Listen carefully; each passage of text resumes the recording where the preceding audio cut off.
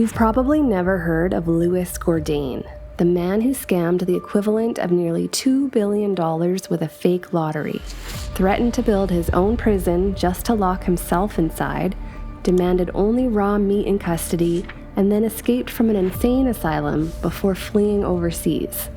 Sounds like a guy everyone would know, right? Except nobody talks about him. So let's unpack the wild story of Louis Gourdain, one of the most notorious fraudsters you've never heard of. Gourdain started out small, just a lottery clerk in Louisiana, but by the mid-1890s, he'd already taken the leap from clerk to con man.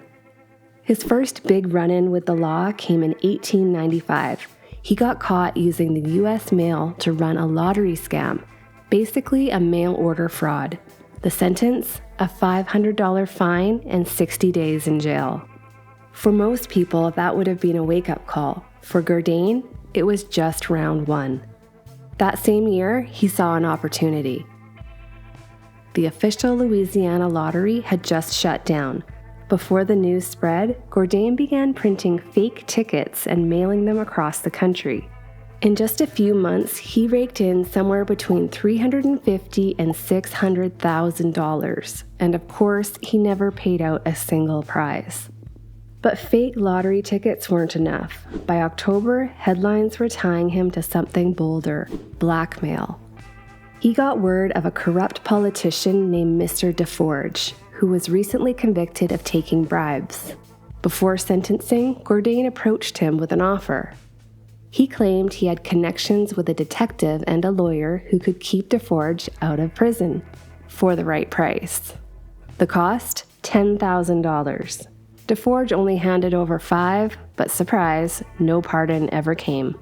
But he wasn't done yet. He turned up in New York pretending to be a wealthy Louisiana plantation owner. He convinced investors to put up $40,000 to back the famous Corbett-Fitzsimmons boxing match. He even put up $10,000 of his own money just to look legitimate. But of course, he never intended to fund the fight. He just pocketed the cash and skipped town. Within months, Gourdain had gone from low-level lottery clerk to blackmailing politicians and swindling investors in the biggest sporting event of the decade. His scams were bold and reckless, but underneath it all, his mind was starting to crack. He offered to testify in defense of a woman named Mary Fleming, who was locked up for poisoning her mother with arsenic. His big plan? Eat a pound or two of arsenic in front of the jury to prove it wasn't poisonous. For a fee, of course. Fortunately for him, they did not take him up on this offer. Even his wife had had enough. She went to the courts begging them to intervene. She told the judge her husband didn't drink and wasn't violent, but his mind was broken. In her words, he was obsessed with flighty schemes no sound-minded man would have touched. Doctors agreed. 3 separate physicians declared him insane, and he was committed to an asylum in New Orleans called the Louisiana Retreat. But within weeks, he escaped, only to be caught dancing in the streets, disturbing the peace, and was quickly dragged back in. Just 3 years later, Gourdain was back, bigger than ever. The man once hauled off to the asylum suddenly reemerged in New York City as a banker. At least that's what he wanted people to believe. He rented prime office space on Broadway, filled it with official-looking letterhead and crisp paperwork, making it look completely legitimate. But it was all a front: bogus bonds, worthless coupons, and fake investment returns. Eventually, the law caught up with him again. When police arrested him, he stayed defiant, telling reporters, "This is an outrage. I am ready to meet any claims against me or pay back any money to those who are not satisfied. I never swindled anyone." The police captain wasn't buying it. Captain Price called him a thief at heart and promised he'd have him breaking stones before 10 days had passed. And Price was right. Gourdain went to trial, lost, and landed in prison for a full year. In October of 1900, Gourdain steps out of prison and doesn't even make it to the sidewalk. He's rearrested on a separate fraud warrant waiting for him at the door. This cycle kept repeating. Scam, jail, release, repeat. Until finally, his schemes would explode into something much bigger. So big, the federal government itself had to mobilize an entire team just to shut him down.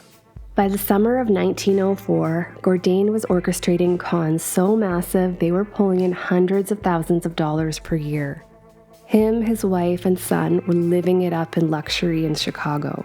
They rented a magnificent suite at the Auditorium Annex, today known as the Congress Hotel on Michigan Avenue.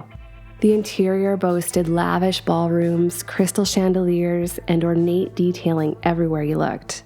One newspaper said he was simply gold mad, spending money on costly carriages drawn by pure-blood horses and wildly embroidered bathrobes. But the party ended fast. On June 28, 1904, U.S. Marshals stormed the Manhattan Exchange Bank in Chicago. Again, this wasn't a real bank. It was Gourdain's latest front, the nerve center of a nationwide lottery racket. At the center, Gourdain, along with his new partner, a well-connected politician named John H. Dalton. Both men were arrested, charged, and quickly bailed out. With Dalton's political connections, the charges fizzled out. So the two of them doubled down, this time chasing America's biggest obsession, oil.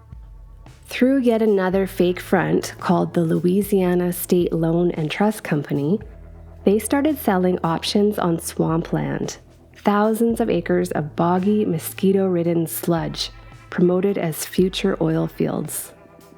The scam was simple. They divided the land into tiny 20 by 20 foot plots and sold shares for as little as 25 cents. The buyers believed they were securing a slice of future oil wealth. But what they actually got? Just the soil of boggy kind, as one paper put it. A thin crust of dirt covering a swamp so treacherous you could sink through and never come back up. And people actually paid for this. Dollar by dollar, Gourdain pocketed the money until the pile reached staggering heights. Now, here's the turning point where everything starts to crumble for Gourdain. On July 12, 1905, the government struck again, and this time he would not get off easy. U.S. officials raided yet another one of Gourdain's phony businesses. They hauled off wagon loads of records, bonds, and fake tickets. With his empire in ruins, Gourdain was about to face the one man he couldn't con, Judge Kennesaw Mountain Landis, a man famous for his no-nonsense rulings.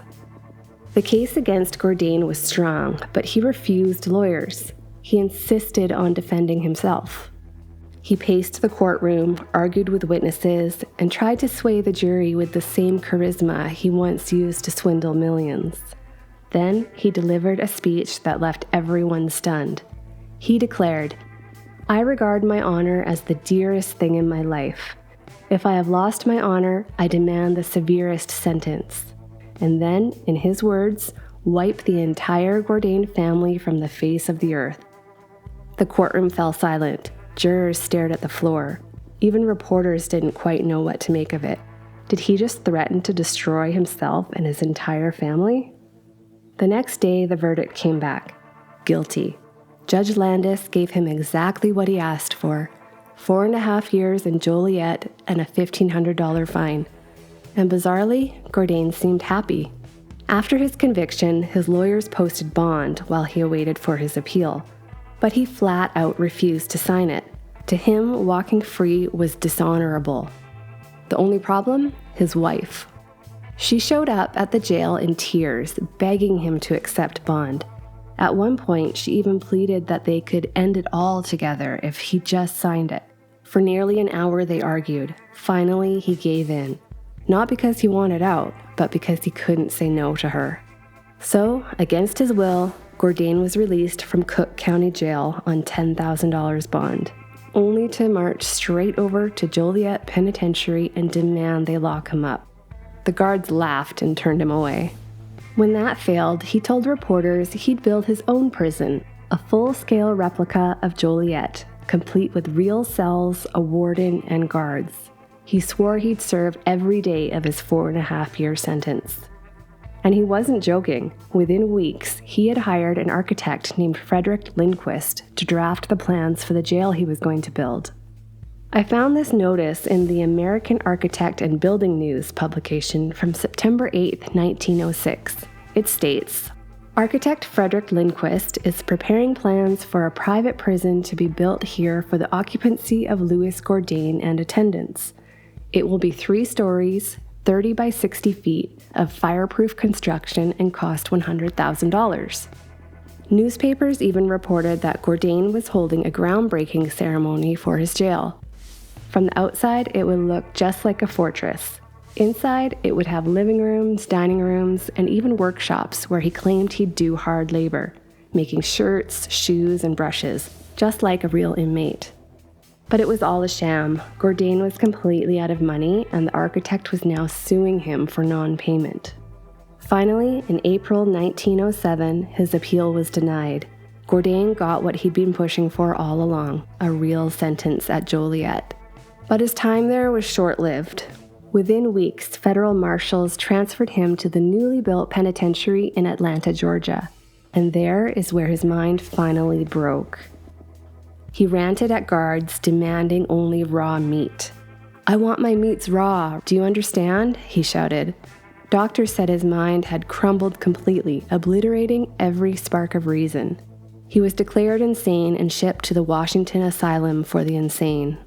In April 1908, just a year into his sentence, Gourdain once again escaped from the asylum. But this time he vanished for good. The government tried to keep it a secret, but reporters found out thanks to Gourdain himself. He mailed letters announcing his escape, one to a New York editor and another to Judge Landis, the man who sentenced him. The letter to the editor said he had escaped and was leaving the country, but the letter to Judge Landis had a little more detail. According to Gourdain, his sentence should only have been 18 months and a $500 fine, not 4.5 years. He claimed he mailed all of his property deeds to President Roosevelt and enclosed $500 to cover his fine. Of course, the letter did not include any money, nor did the president receive any property deeds. But Gourdain did in fact flee the country. After a long period of silence, he suddenly popped up in London, England. And it's here that he completely lost touch with reality, claiming he was leading a secret movement to overthrow the American Republic and crown a woman he called Helen of New York as queen. After 1908, the trail fades. No more banks, no more schemes, just scattered rumors that he'd been confined to another asylum overseas. Then, in May 1913, newspapers carried this one final headline: "International Swindler Dead in London." Louis Gourdain left behind no fortune, no empire, no dynasty, just a trail of fraud, madness, and delusion. And yet, almost no one remembers him. But he wasn't the only con man of the early 1900s. Charles Hatfield claimed he could make it rain, and San Diego believed him. What followed? A storm that almost wiped the city off the map. Click here to see the story of the man who tried to control the weather and nearly drowned a city. If you enjoy unpacking the past, hit subscribe so you don't miss out on future videos. Thanks for watching.